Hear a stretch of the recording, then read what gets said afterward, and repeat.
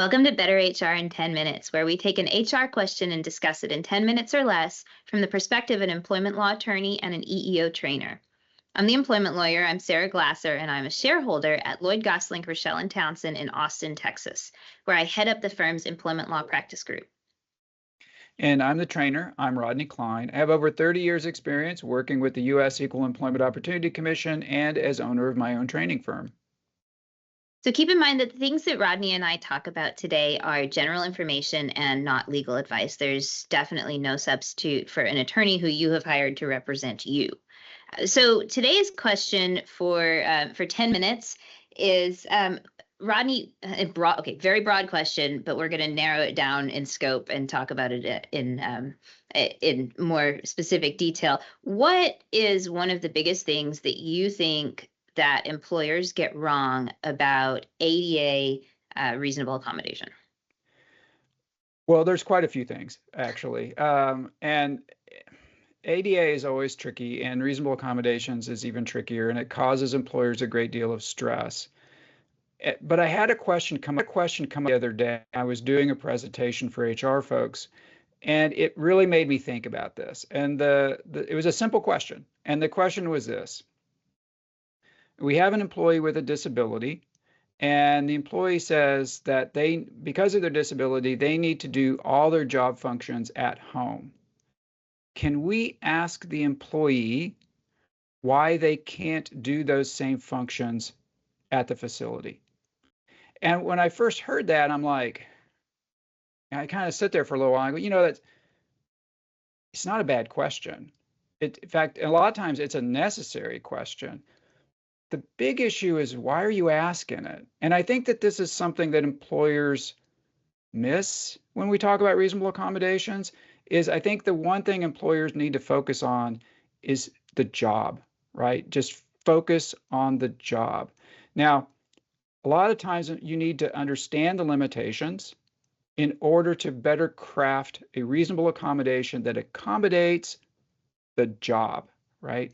So the question isn't bad, it's the reason for the question. Because if you're asking that question so that you can better craft an accommodation to fit the job, that's good. If you're asking that question because you're trying to punch holes in the employee's request for an accommodation, well, now you're venturing into the wrong territory, right?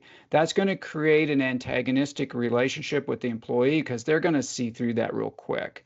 And I can tell you, working with the ADA for almost as long as the ADA has been around, that the interactive process just does not survive antagonism. It just doesn't. It's not created that way. It's called interactive for a reason. And when you introduce antagonism into that, it's going to fall apart. And Sarah, where's the first place that people look when looking at an investigation as to why a reasonable accommodation process didn't work? Where are they looking? What's the first place they look for?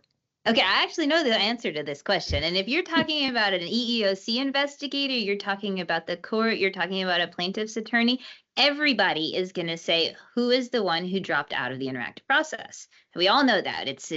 You have to stay at the table. And it's not just you have to stay at the table. It's you have to stay at the table in good faith. And so it's easy for me in my chair to sit here and say that, and same for you. It's easy for us to say you got to stay there in good faith and you got to participate, but it's sometimes harder in practice because sometimes you're having that conversation in the midst of a difficult working relationship with somebody, and so. How many times do we find ourselves in the position where we're telling a client or telling an organization, you have to be the bigger person, you have to you have to sort of take on this higher sense of responsibility in this conversation, and this is another instance in which that is true. You have my tagline when I'm talking to clients about interactive process is you have to be a creative problem solver. Your problem is that you have an employee who has some kind of limitation that it is making it difficult for them to do their job. And your role in this is to be a problem solver and figure out a solution to that problem. And you can't do that if you're kind of annoyed that there's a problem in the first place. Yeah, this is why I really like that question that was asked, and I think Yeah. people that are listening to this can take that conversation and broaden it, because it's kind of a tricky one, and I don't want to give the impression that you don't want to ask questions about limitations. You do. In many instances, you need that information about the limitations, because the basic idea is that the employee bring information to the table about their limitations. But this is more of a subtle thing, and I think you hit on it. Being a creative problem solver is, if there's one sort of fundamental rule with the ADA and interactive process, it's that good faith counts for a great deal. And so doing things that exhibit that good faith, being in that process, engaging with the employee, finding out better ways to get the accommodation done, because the job is the only thing that you care about as the employer. And you should be willing to talk about anything, provided at the end of the day the job gets done. And I think that makes it simpler, because I've always said that employers are always going to be frustrated that their simplistic views of medicine aren't supported by the employee and the employee's physician.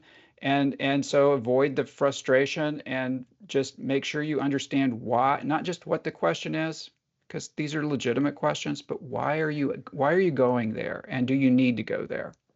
Yeah, so great question. So let's so we're talking in the abstract. Let's bring it back down into the concrete. So in this instance, your attendee at your conference had an employee who wanted to work remotely, and they wanted to ask what it was about remote work that was going to help them be able to do their job. In other words, what about this accommodation is going to get you doing the essential functions of your job?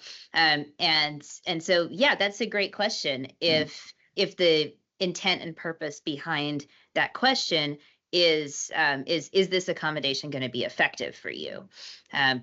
If the intent and purpose is let's figure out a way that remote work is not going to be possible in this position, then it's not going to move the conversation forward.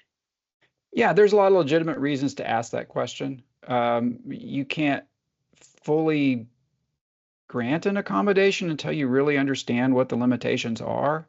But the point being is that you need to know about those limitations only to the point or to the extent that you're trying to craft the accommodation, not to dismiss it.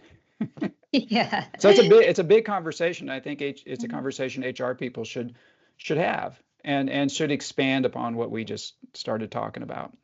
Yeah, so we were joking before we hit record that there's a lot of consternation and maybe even fear or anxiety around ADA and interactive process, because it's this kind of amorphous thing that you have to go in there and you got to be creative, and it's not like FMLA where there's just a document that you fill out in a specific amount of time and all the rules. ADA is not like that. It's how do you solve this problem? And so we were joking that there should be a support group for people like me who just want there to be rules, darn it. That's right. That's right. Yeah. But you got to step out of your comfort zone and solve the problem. So so if you want to join my support group, put something in the comments, and we'll first meeting next month. But thanks for joining us this time, and we hope to see you soon. If there's anything that Rodney or I can do to help you, please don't hesitate to reach out.